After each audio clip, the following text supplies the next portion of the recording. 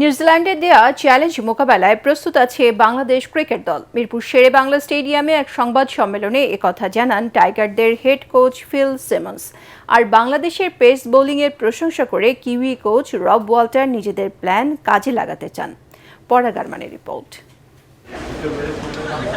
দুদিন পরেই ওয়ানডে সিরিজে নিউজিল্যান্ডের মুখোমুখি হবে বাংলাদেশ ক্রিকেট দল, তাই নিজেদের ঝালিয়ে নিচ্ছেন ফিল সিমন্সের শিষ্যরা। সরাসরি বিশ্বকাপ ক্রিকেটে অংশ নিতে এই সিরিজে জয়ের কোনো বিকল্প নেই বাংলাদেশের সামনে। তবে সাদা বলের এই সিরিজে কিউইরা টাইগারদের চ্যালেঞ্জ জানাতে মুখিয়ে থাকবে বলে জানান বাংলাদেশ দলের হেড কোচ। প্রত্যেকটা সিরিজই চ্যালেঞ্জের। নিউজিল্যান্ডের বিপক্ষে সিরিজটাও আমাদের জন্য ভিন্ন রকম এক চ্যালেঞ্জের। তবে আমরা সব ধরনের চ্যালেঞ্জ মোকাবেলা করার জন্য তৈরি আছি। তাছাড়া পাকিস্তানকে পরাজিত করে আমাদের দলটাও আছে ভালো অবস্থায়।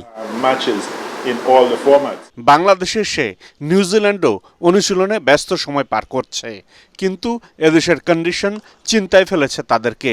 স্বাগতিক দেশের ব্যাটার বোলারদের সঙ্গে কন্ডিশনের চ্যালেঞ্জ মোকাবেলাও করতে হবে কিউইদের। সংবাদ সম্মেলনে তেমনটাই জানান হেড কোচ রব ওয়াল্টার। বাংলাদেশ একটি কোয়ালিপূর্ণ দল, পাকিস্তানকে হারিয়ে তারা সেটা প্রমাণ করেছে।